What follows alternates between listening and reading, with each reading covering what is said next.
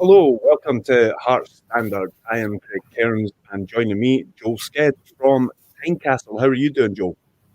Yes, very well, mate. Yourself? Yeah, pretty good. I'm getting my own voice back, and yours now, out like in a couple of second delay, so it's really difficult to talk. But yeah, how are uh, how are things going down there?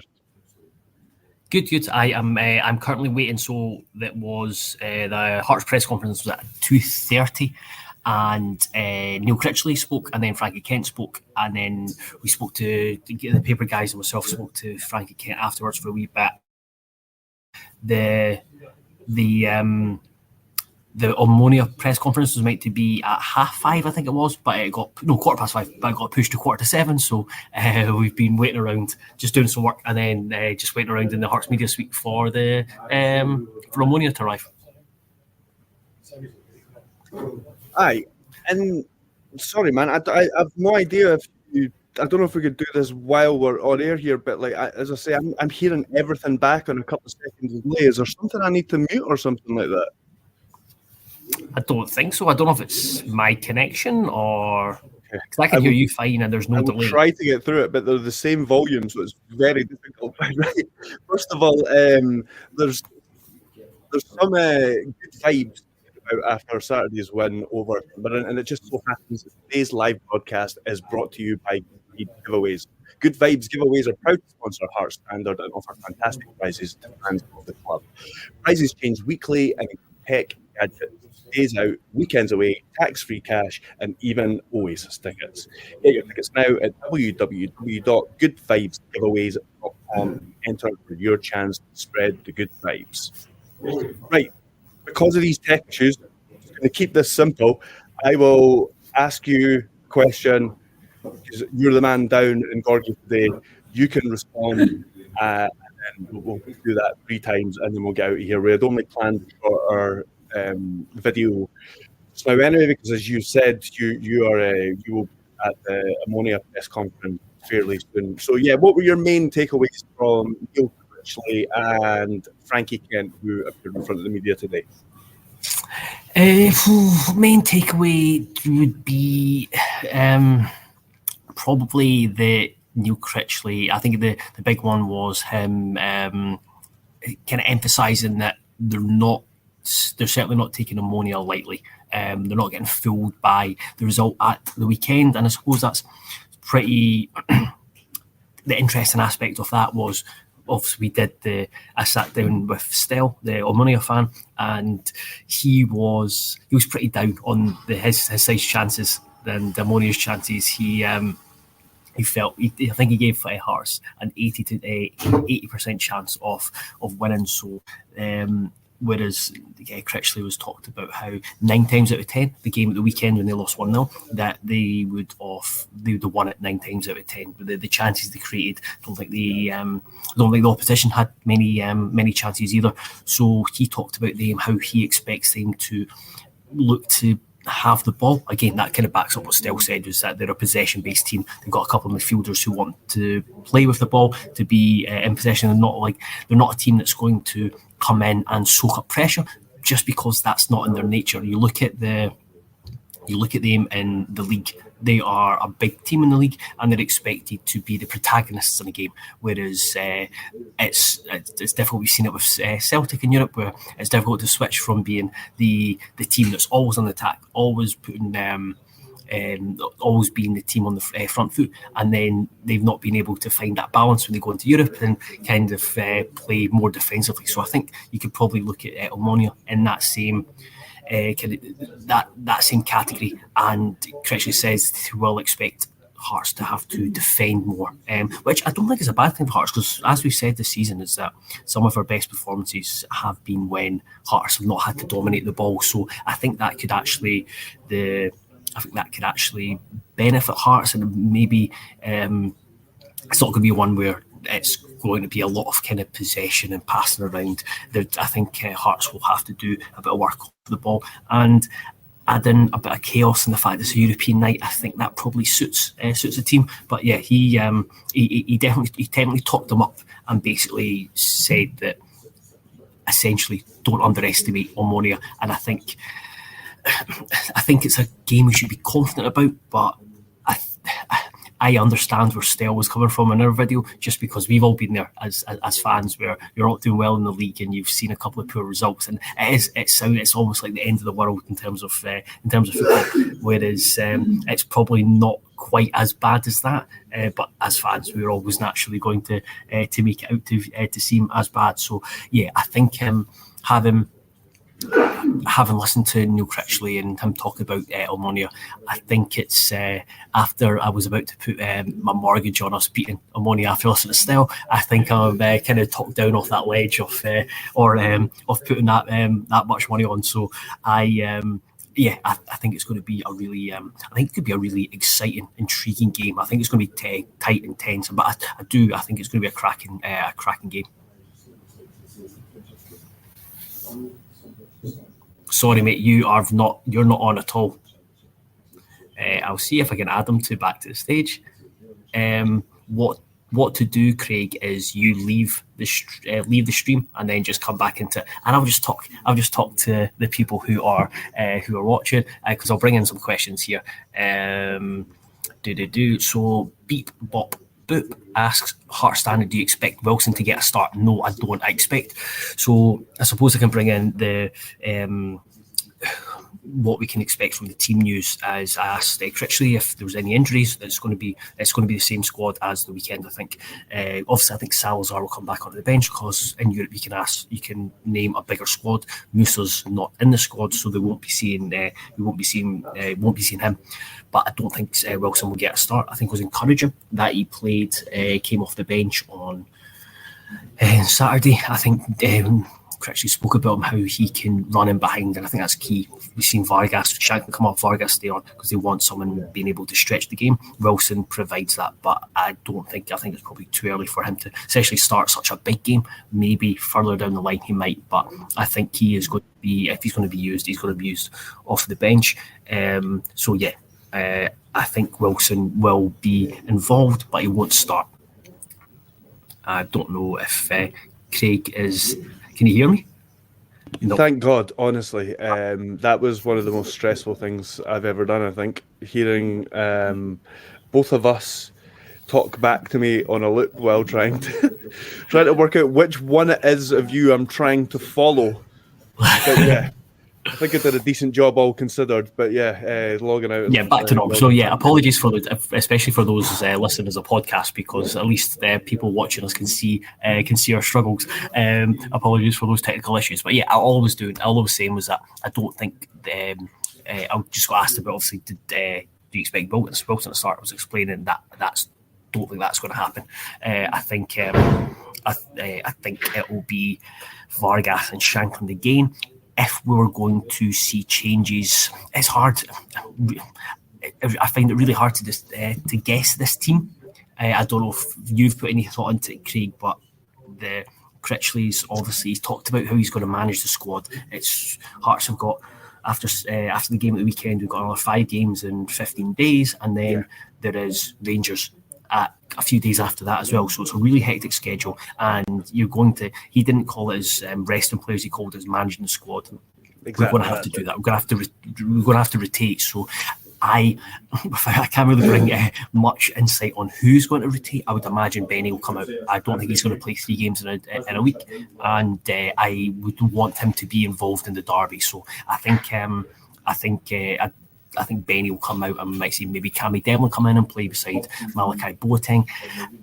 I think maybe you could see either Spittle or Dander drop out, and maybe Forrest come in, and then maybe one of the fullbacks. But again, I think it's really, I think at the moment, just because we don't know too much about Critchley and how he views his squad. He's only going to tell us so much in the press. It's only until there's a few games and we can kind of get an idea of which players he fancies and which players he fancies in certain games. So yeah, the starting 11 will be very, very interesting tomorrow. Yeah, there's still a lot of unknowns with it because, like you say, he says he's needing to manage the squad. Interestingly, the last time we had a similar run of fixtures, Liam Fox used Benny slightly differently, didn't he? I think he used him for 90, if not most of the game against Ross County. Then he took him off maybe 60 against Minsk, and then he came on as a sub towards the end against Aberdeen. But yeah, I think not knowing how Neil Critchley sort of alluded to it, that he will probably set up differently against Omonia than he did against St Mirren. And that doesn't necessarily mean a different shape. It could just mean like different players within those positions, and therefore gives it different characteristics or whatever. But yeah, I find it really difficult. I think he'll probably stick with the back four. But I find it very difficult to pick what changes and where there will be between tomorrow and Sunday, because if you go back to his first spell at Blackpool, he would change a lot. For away matches, he would change to suit the opposition a lot, and he may view this, I know it's not an away match, but it's kind of like a step up, and it's like so he may see this as one of these games where he needs to tailor his game plan a bit more than he does for, say, a St Mirren at home. Now you're muted. This is going really well, isn't it? I think that just there was background noise. 100%, I agree with that. I think the back four. I think that is going to be. I think that's going to be settled. I think it'll be very rarely that we will move to a back three or a back five. I think some occasions might call for it, but I think Hearts fans can expect most weeks turn up at Tynecastle or away. I think there'll be a back four, and then so he's talked about the principles of play will stay the same, and then there'll be tweaks within it. But yeah, it's a completely different. I think it'll be a completely different challenge to what St Mirren was. St Mirren were. I mean, they were rubbish. I think it was probably a bit of both in terms of they just played really badly, and we also contributed significantly to making them play so badly. So, yeah, I'm really intrigued to see the team he selects, but I do think maybe a wee bit more. There'll be a more focus on winning the ball back than dominating possession, for example. Cammy Devlin maybe start. I think what we'll see as well is, regardless of shape and that all those kind of things, I think we'll go at them to begin with, because we will want to continue the momentum from the weekend, and we'll want to capitalise on any nervousness that they have. So I think that, yeah, for those two reasons, I think we'll probably start the game quite fast-paced as well. And Critchley tasted it himself. I mean, he said after the game on Saturday that's what they wanted to do. They wanted to get a reaction from the crowd and get them behind them. So yeah, I think he'll want that again. Yeah, 100%. I agree. I think that'll be there'll be a lot more, or I think they'll continue that theme of playing directly. I thought Hearts were a bit more direct on Saturday, which is a good thing. Get the ball up the pitch, get them turned. Vargas was really crucial. We noticed how many times the midfield or Shanklin dropped deep to try and put passes in behind the defence. I think that'll be the same. And I also think Omonia, I think Stell mentioned it yesterday, is that they'll be used to the intensity that Hearts will play at, and just the natural consequence of playing in the Scottish Premiership. The intensity and the physicality that Hearts, we won't see it as physicality. Other teams from other nations will see it as physicality. It's always get mentioned when European clubs play against Scottish teams. So I think that'll be crucial to really just unnerve them. That's what Hearts fans want to see. They want to see the opposition uncomfortable, and I think Critchley wants the opposition to be uncomfortable. And that's the best way to get Hearts fans on their side, by making it very uncomfortable, not letting them settle early on. And I think that'll be the message to the players tomorrow, is that when there's a chance, make it really uncomfortable for them. Don't let them settle, especially in those first 15 minutes.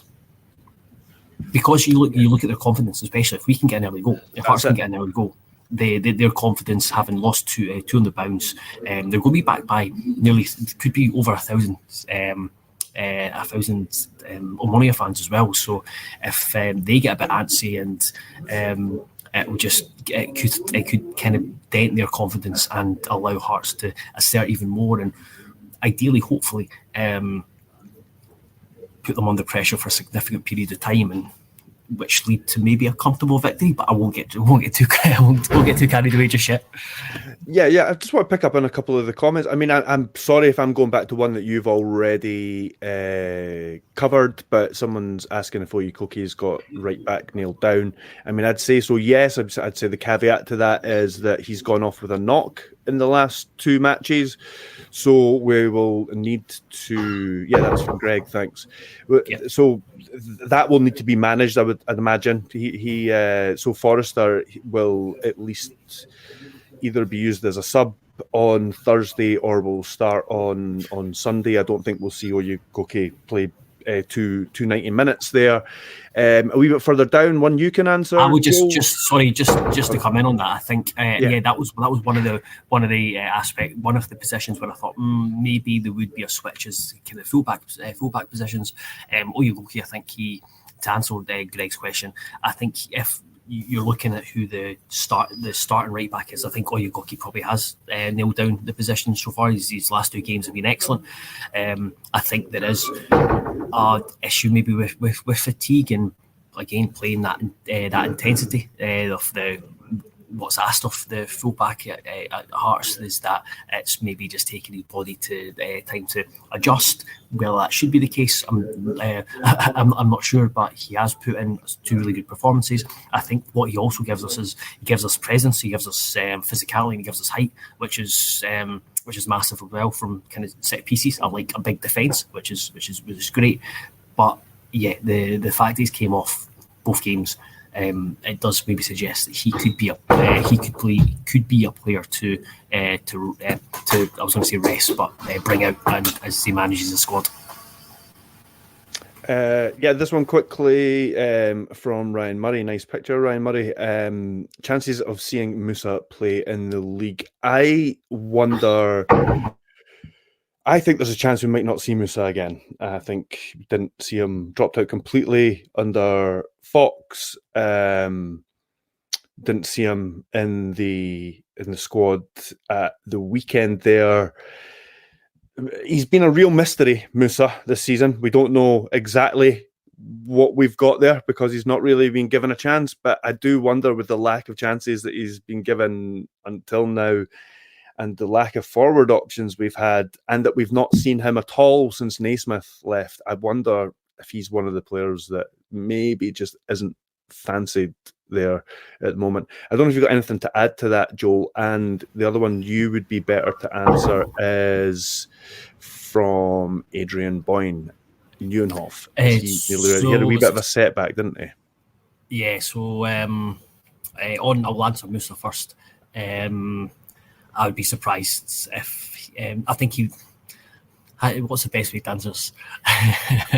I think he would need to do incredibly well in training to change thoughts again. It's fresh pair of eyes. Neil Critchley, he might over the weeks think, oh, you know what, he could actually bring something. But the fact that he's been used so little is a telling sign.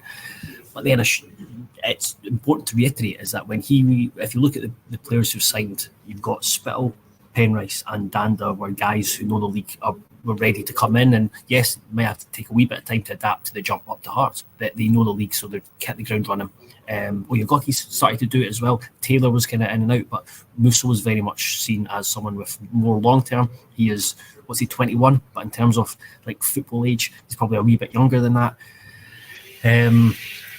But I do. He might just want to, if he wants to play football. I'm not sure it's going to be regularly at Hearts, but we will see what the next couple of months brings before the January transfer window. But no, I don't. Short term, I don't think we'll see too much of him. As for Neuenhof, he had, Critchley said he had in his first press conference before the St Mirren game, he said that he had a wee setback. I think he's still, like Oda, a few weeks away, so unfortunately you could it could get to the point, not only is it a few weeks away, but then he needs to build up. So it could get to the point where it's nearly December and we will finally see Neuhoff. But yeah, it's a shame. He's been like Adrian. Love to see him back. He has been a big miss. Right, there's other ones there that we're not going to get to. Thanks to everybody for commenting there.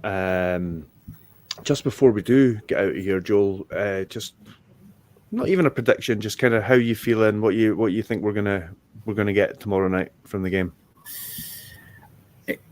I am thoroughly looking forward to tomorrow's night game. I think it's just a fantastic opportunity for the team, for the club to get 3 points, and it's mental to say it, but put one foot in the knockout stages, because you win tomorrow night and you're almost there. It's like by all kind of calculations, by like supercomputers and all that, it suggests that 7 points is more than enough to qualify. You could potentially qualify on 6 points depending on your kind of goal difference as well. So I'm really excited that I'm a wee bit. It's a shame it's a 5:45 kickoff, so I don't think there'll be quite as big a build-up or atmosphere, just because people are going to be rushing from work. People are going to be, I think one of my mates, he said he's going to be lucky to get there for kickoff. So there's that wee bit of disappointment, but it's I think there's meant to be certainly over 17,000. I think they've got a big support. It's a European match after winning 4-0 at the weekend. Yeah, I can't wait, just with the opportunity there, that not only can you get 300 grand to win from winning, you can push yourself towards qualifying. And yeah, you look at the Petrol Cup game at the end of our fixtures and think that's the other one where we can confirm our place. But it'd be great to go to Bruges or Copenhagen and get a result there with a couple of thousand Hearts fans and qualify that way. So yeah, really exciting, and really looking forward to it.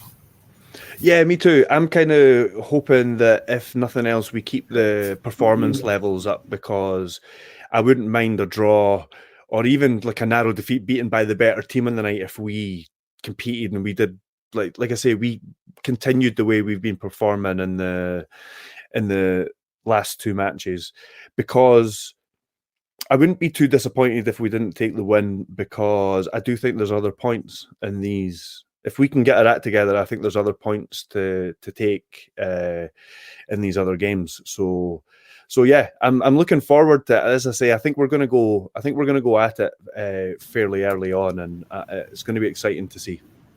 I think there's going to be different elements of it, just being the fact it's a European game and everything that brings, but also there'll be a tactical side of it.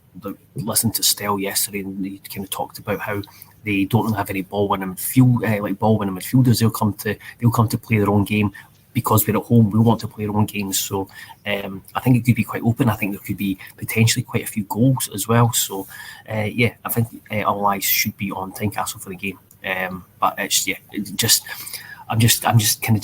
just looking ahead to what's like 7:30, 7:45 when the full-time whistle goes, and the potential that's Hearts are won and everyone is in Gorgie buzzing. Let's hope so. Right, we need to let Joel go, so we'll end it there. One of the other questions I noticed that I was going to get to that I forgot about was somebody asking if we were going to record that press conference. I don't think so, because of all the translation and stuff that goes on. I don't think it's really worth it, and Joel's been there all day and it would just really add to his day as well. So unfortunately not, but we will be covering it. There will be stuff going up on the website about it, so Joel will be there. So we better let you go. I'll let you go, Joel. Please check everything out at heartstandard.co.uk. Very sorry about the tech issues at the start. We'll make sure that doesn't happen again, and we will see you all soon.